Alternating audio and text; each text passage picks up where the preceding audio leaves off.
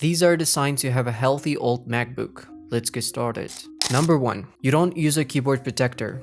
Your MacBook is not healthy if you use a keyboard protector all the time. Let's make it clear. I know that you're trying to protect your laptop because you eat something in front of it. Yeah, that's convenient. I know that because I also like to take my Mac to coffee shops to drink coffee while working. And paranoia kicks in here. Thoughts like, what if I spill my coffee into the Mac's keyboard holes pop up? And you end up buying some covers to protect it. But what if I told you that those holes are there on purpose? And by covering them, you're making your laptop sick. You can even die soon if you don't remove them. Okay, look, those holes work like vents for your laptop's cooling system. Covering them can cause overheating and significant damage to your display. First of all, when you close your Mac, the cover creates pressure and might cause scratches or even break the screen over time. Second, the original keyboard button on your MacBook are designed not to collect oil from your fingers. That's why when you close your MacBook, the screen doesn't get affected. But cheap keyboard covers don't have that protection, so the oil from your fingers get transferred to the screen. If your Mac is still healthy with this accessory, remove it and avoid using it in the future. Number 2. You don't charge the battery to 100%.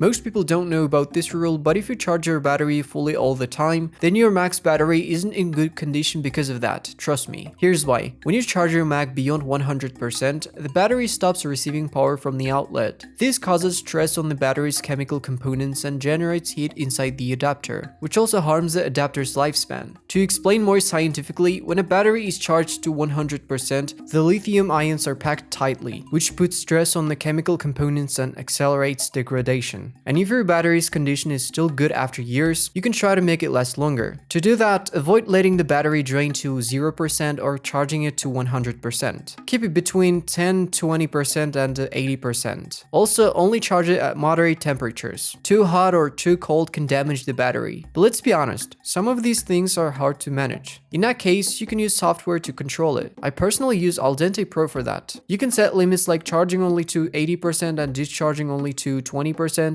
That way you don't forget. You can also use other features like stopping charging when sleeping, stopping charging when an app is closed, or even checking if your charger is original. And honestly, apps like Al Dente Pro are lifesavers. But here's the thing, it's not the only one. In fact, I didn't even buy it separately. I got it through Setup, which is actually sponsoring today's video. Now, if you haven't heard of Setup, it's basically the place to get apps for Mac and iPhone. Instead of paying for every single app one by one, you pay once and unlock over 250 handpicked apps, including Al Dente Pro, CleanShot X for convenient screenshots, Paste for never losing anything you copy, Clean My Mac X, available on Setup. It's perfect here because it helps keep your Mac healthy, and so many others. The cool part is these apps aren't random. They're carefully chosen. So whatever you're trying to do, whether it's boosting your Mac's battery life, staying focused with distraction blockers, or organizing your work, there's already an app for that inside Setup. And the best part, you can try it completely free for 30 days using my link under the video. So instead of wasting time hunting apps all over the internet, you get a full toolbox of the best ones in one place. And that's exactly why I recommend checking out Setup. Now let's move to the next sign that your MacBook is healthy. Number 3. Software support.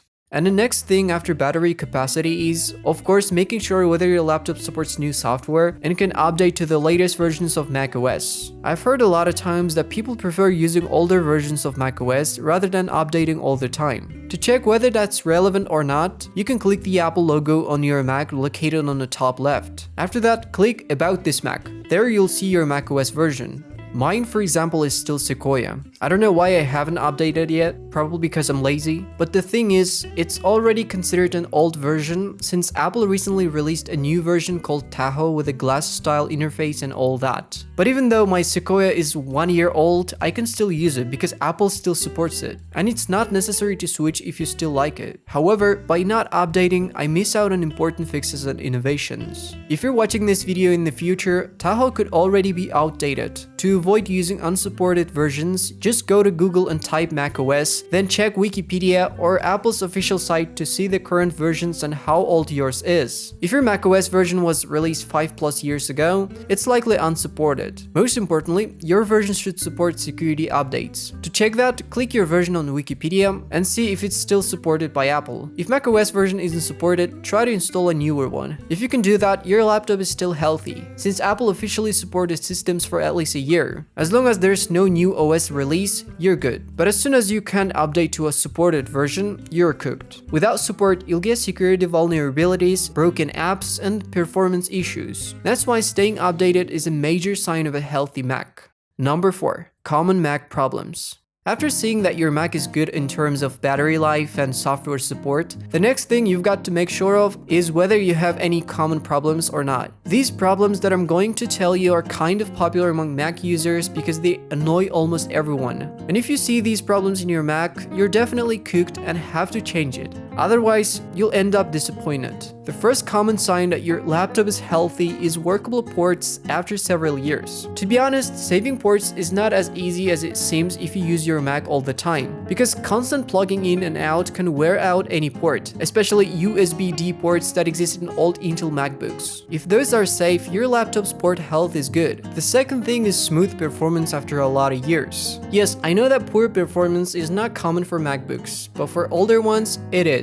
If your old laptop doesn't like in ordinary programs like browsing, document editing, and emailing, then it's alive. And if it doesn't like in editing programs, that's even gold performance for this kind of grandpa. The third thing is boot time. It should be at least acceptable, around 15 seconds is good. But if it takes about 2 or 3 minutes, your MacBook is cooked, and you'll probably lose your nerves using it. That happens most of the time because of SSD degradation. SSDs are fast, I know, but the trade-off is their lifespan is shorter than HDDs. Usually, SSDs can become old after everything else your Mac has been through. Since it's a memory component, it's usually the most durable spec in a computer, aside from RAM. That's why if you catch your SSD or RAM dying, your laptop's overall performance is probably already in hell or heaven, whatever. The fourth thing is obvious. It's the chassis. If your laptop still looks good even after 8 years and you've been careful with it, then it's also a sign that your laptop is probably healthy. But don't get me wrong, it's the last sign after all the others. Most of the time, the MacBook's chassis is aluminum, which means it can stay solid even after a decade of careful use, except for the display and keyboard, that's all.